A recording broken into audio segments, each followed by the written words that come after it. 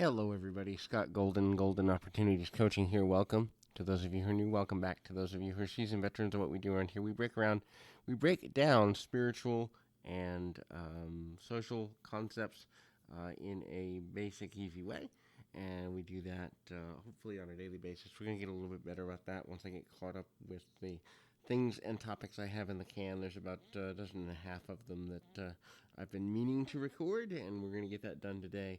But then we're going to have daily content, and hopefully almost every day going forward. But anyhow, we're going to talk about the twin flame concept today. Now, this is a concept that is in the New Age movement of spirituality, and I've talked to many clients who believe in various versions of this. I will say I'm not a believer, so if you are and dealing with somebody who is a believer, is the only content you want to hear, this audio is not for you, and that's okay. But suffice to say, and to put this in perspective, I'm not a believer because if you actually study where the concept came from, it came from mythology. Both Greek and Roman mythologies have versions of this concept that they focus upon, and the fact that it's been brought into modern spirituality, New Age nature, and into current day relationships really kind of disturbs me because it's an easy way for those with less than pure motives to deceive and manipulate those who are seeking. There are some good concepts within the twin flame teaching, so we'll talk about those. But my goal is to talk about both the positive and negative sides of the mythology and to see if I can help people to kind of get to a healthier place of that. So, one of the concepts in Twin Flames, which is the idea that the soul splits and that your other half, quote, is out there somewhere and you're supposed to come across them in some sort of predestined way. The person is a mirror image of you, and generally what happens in those relationships is that one person is aware spiritually, they're cognizant, they do a lot of self-awareness work, self-care work, and the like, and then the other person is the opposite of that. They are most likely self-destructive. So it's kind of like puzzle pieces, a positive and negative, light and dark, and the idea being that when these two souls come together, people come together, they become stronger in the end. Now the problem with that is that although that concept does happen quite a lot, but that's more about the energy that exists between two people than it is some other spiritual concept. In other words, where you are weak, someone out there exists who is stronger in these areas that you could be attracted to, and where you are strong, someone out there who is weaker will be attracted to you. When we say that this is a form of completion, what we then do is also bring about the possibility of a person feeling incomplete if they haven't found this individual yet, which means the idealization of certain relationship traits that ultimately may not be what's intended for you this lifetime or may not be intended for you in this phase of your life. And so people often, in searching for their twin, in searching for their soulmate, another concept I'm not a huge fan of because it's been mischaracterized, they will dismiss other healthy or meaningful or powerful relationships in search for this perfect idealization. And so the next concept I want to talk about within this movement is the missing pieces concept. The It's a romantic story, right? To think that there's a person out there or other people out there who will complete you. The problem is if the premise is that you are incomplete from the beginning, then you're going to feel like there's something missing from you and you're broken and you're not whole, and so that's a lot of pressure if we really think about it abstractly, right? To think that another person is supposed to complete us. That's a problem. Um, Instead, a more healthy way to look at it is we are complete as we are, but always improving, always strengthening, because you are a complete person by yourself, unto yourself. Someone can enhance your positive qualities, someone can cover your negative qualities, but you're not incomplete because you haven't met a person, and that's an issue there. So Another concept within this movement is the idea that there's an instant connection. Now, if we're open to it and we're energetically or emotionally or spiritually or even mentally ready, we can connect with a lot of people. I wouldn't go as far as to say anyone because no one ever always or nevers. But there's a good number of people in the world we can connect with if we so choose. But we have to be in a receptive mode, in a receptive place for this. And the trouble with that is if we're not receptive and then all of a sudden we have a really good day and we're flying high and we're feeling good and then all of a sudden we're receptive, we can mistake that because human beings do search for meanings of things. One of the positive and negative aspects of human reason is that everything can have a reason, but there are some people that go too far and they say everything must have a reason. And if you're an everything must have a reason kind of person, then you may search for meaning where there isn't meant to be one, or you may search for a meaning that it's where it's not supposed to be or where it isn't productive for it to be. Oh, I connected with this person instantaneously. They must be my twin flame soulmate, other half, whatever. And then you ignore, or a person may ignore, some of the red flags. And this is where a lot of narcissistic situations begin. This is where a lot of unbalanced relationships begin. Relationship dependency begins.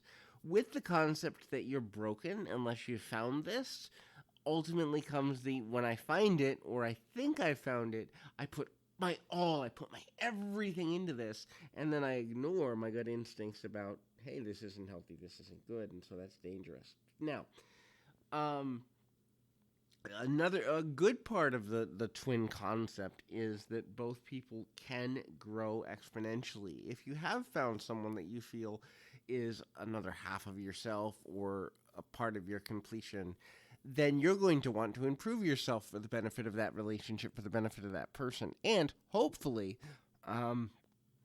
they will want to do the same for you. So there are relationships where growth growth as a concept, is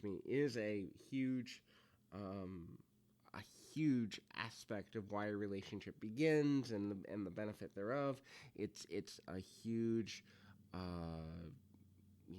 nature to where things are. But the challenge is mostly if you're dealing with the concept of a twin, they're also quite often opposites. And so what generally happens in these type of connections is one person is ready to grow and go and do positive things, and the other person's still in their self-destructive phase. And so then what happens is one person will slow down and wait for the other person to catch up. Slowing down, okay. But what if you slow down to the point of sabotaging yourself and missing other opportunities in this false spiritual nature of thinking, oh, this person is my only option, so therefore I have to wait for them, and you miss other opportunities because of that way of thinking. And unfortunately, in dealing with nearly 14,000 people, I've heard this so much. Oh, I've been with this person for 3 years, 5 years, 10 years, and they haven't changed. Well, maybe they're not going to. And maybe the idea that they're somehow spiritually set apart for you, maybe somebody took advantage of you because they taught you that concept or because they pounced on that concept. So it's just, again, it's about balance, and it's about finding your balance through any concept. So, open-mindedness.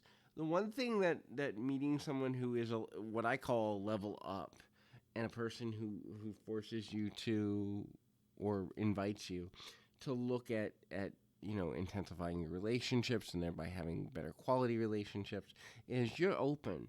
And openness is really cool because you're open about what your strengths are, what your dreams are, your goals, your aspirations, the value of all of these, but also you're open about your dark side. One of the misnomers that I see in society that really frustrates me, because I deal with all sorts of people from all walks of life, is this idea that there are certain things we can't say or we can't talk about or we shouldn't admit to. For example, I was dealing with a client earlier this week, and she's in her mid-20s, and she was highly abused, and and so had been abused as a child, and then getting into an abusive relationship partially as a result of being abused as a child because she didn't have good boundaries. And all of a sudden, she just, during the course of our conversation, she said, I wish I could kill my father. Okay. Now, she immediately retracted the statement with the following: oh my gosh, I shouldn't have said that. That's so horrible. I'm a horrible person for even thinking that way. And it was like, wait a second. And I stopped her. I said, did you do it? She goes, what? And I go, did you act on that desire? She said, well, of course not. And I said, why not? And she said, because, well, I'd go to jail and I don't like the consequence and all that.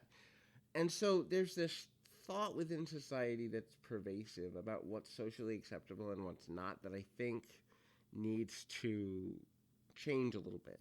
It's okay to have a thought of doing something dark. It's okay to have a thought of getting revenge. It's okay to have a thought of being really angry or really hurt or whatever. What's not okay is when we act on something that hurts someone else. And there's a difference between thought and action that I think oftentimes when you are with a level up partner, you can begin to embrace the darker side of yourself. And if you are a person who, oh, I'm going to be happy all the time and only good things and boxes of fluffy ducks and soft bunnies, look, you're not living a complete life because there are dark sides to you. There are sides to you. There are shadow sides where you have pain and you have, emotional hardship. And to embrace that those exist, that's where you really become empowered because you're expressing all sides of you, the good and the bad, the positive and the negative. And in that balance becomes progress. And so, another thing that is good about this concept of meeting a partner who helps you level up is it forces you to confront your fears. Because you're so open about who you are, you'll also confront, I'm afraid to get too close to somebody, or I'm afraid to depend on somebody too much, or I'm afraid to allow a person to be in an open relationship because they may leave me, or I'm afraid of abandonment, or I'm afraid of whatever it is that you fear. If you do find that person whom is in your life to help you be more open, you will intrinsically confront your fears because now you can admit they exist. And the admission of fear, for example, after being in an abusive environment in a nursing facility, one of my fears before then, because of what I was told by my abusive parents, was ending up in a facility like that.